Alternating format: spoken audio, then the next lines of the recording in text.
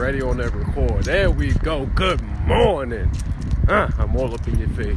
I'm all up in your airwaves. It's your boy, Coach J, and I have another one for you.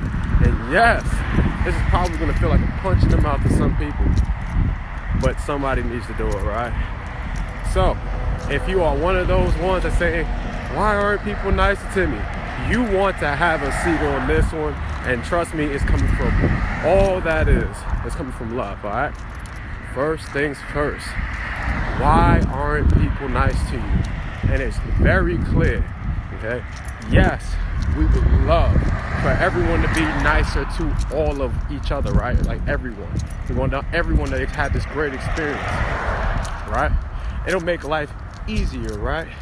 But the problem is, you aren't nice to you. You have no boundaries. You don't enforce those no boundaries. Let alone, you know your own self, know your own worth. You don't have love, and you don't know how to share it. You don't know how to give it because, of course, you can't identify it, right? Because remember, woe is me, woe is me, woe is me, and that's what it is. Now, I'm not saying that people are undeserving of sympathy. I am not saying that at all. I do believe that people have a finite amount of sympathy that should be shared because, again, people are kind of nice naturally so, and they're willing to give it, right? What I'm saying is people are not entitled and obliged to indefinite and chronic sympathy. Those are energy vampires, okay? Let me say it again. Those are energy vampires. They drain those around them. And then they turn around and point the finger. See, look, this person isn't nice to me. This person isn't nice to me. I don't know why this person is bothered by me asking them to be nicer to me. Are you serious? Stop seeking the validation. A, B, you can't see somebody else. We're all free. We're all worthy anyway, right? And that's the issue. If you agree with that we're all worthy, then why don't you see your own? Mind blown, right? Mind blown. It's because, again, you don't love yourself, you don't acknowledge yourself, you don't know yourself, you don't know how to identify what is good for you. You take advantage of it because other people are taking advantage of you.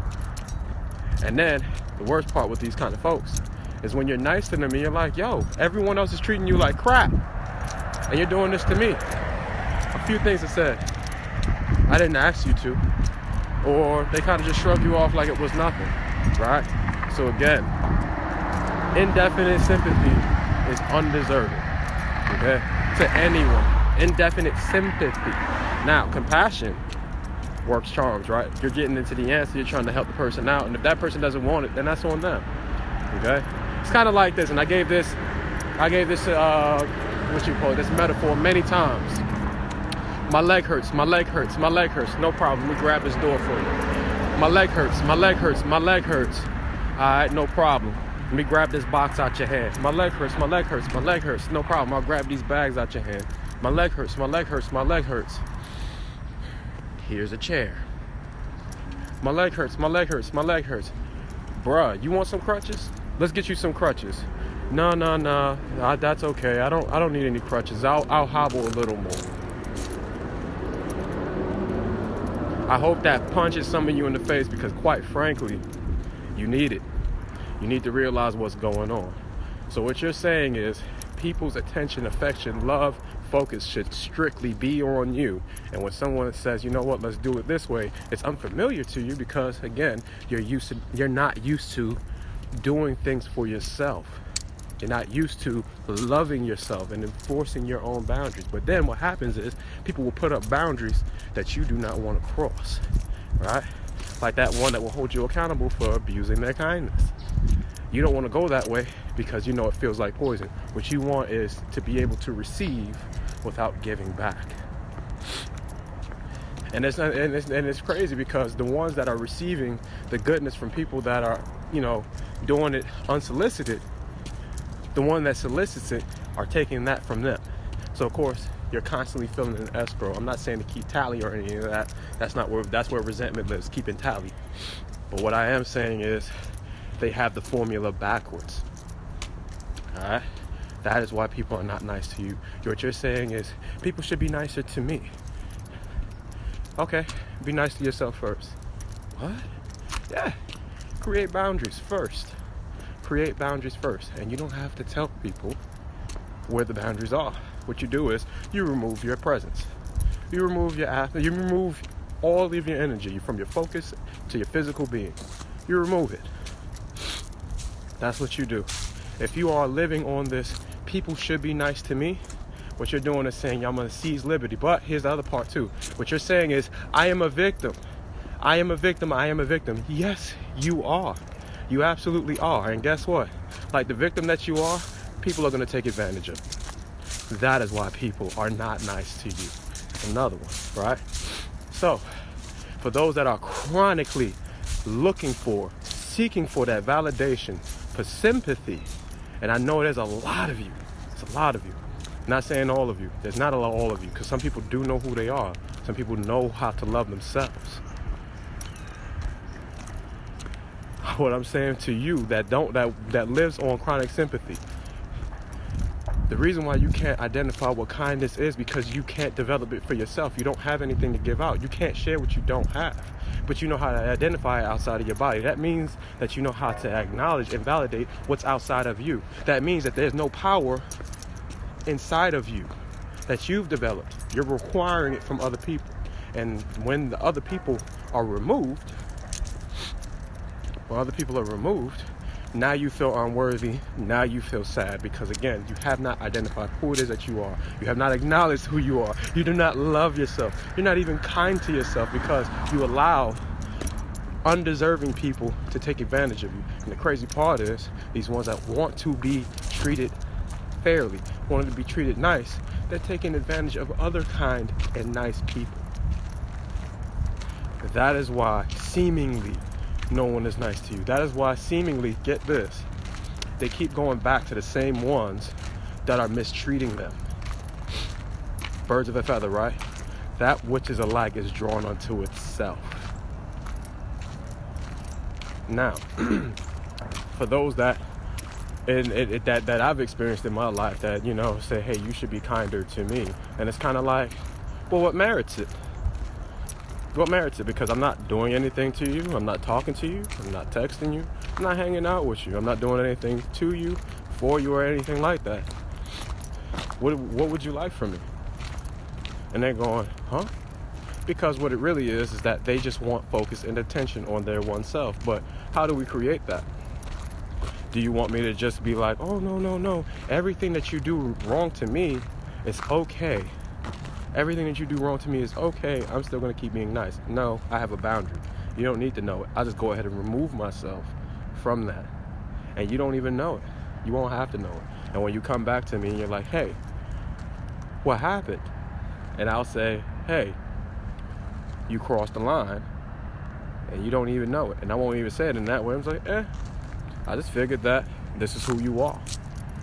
You are who you are, and I won't have you change you for me.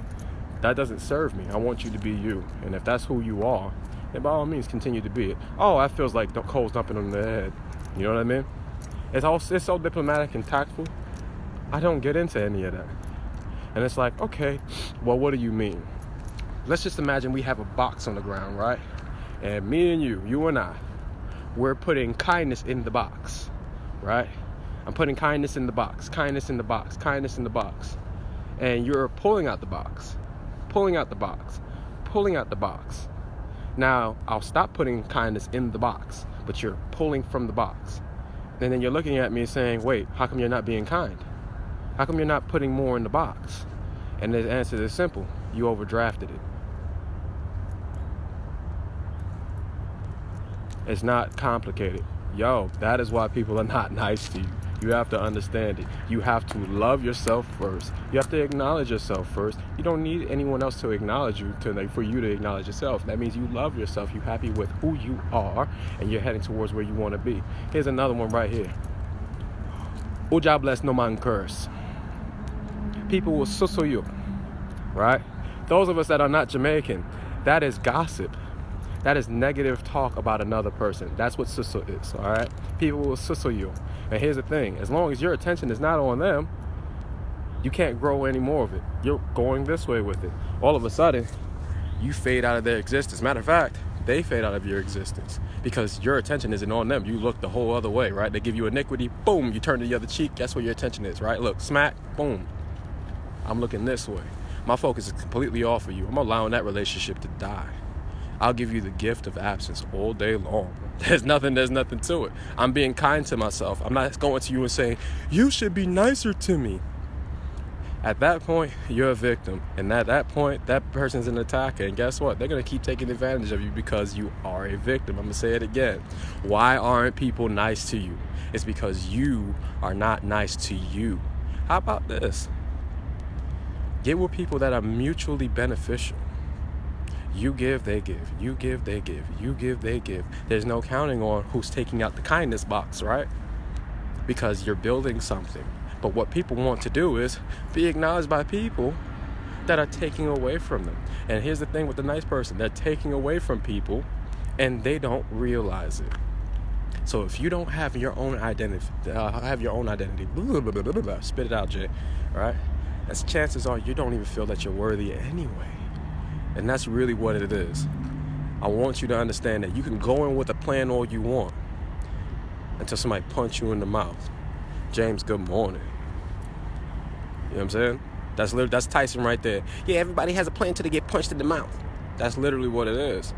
Stop taking advantage of people. And trust me, your kindness that you want to expand on, you're going to get it. But you got to start with yourself first. It starts and it ends with you. So whatever is coming in, out, and coming inside of you is going to be reflected back to you anyway.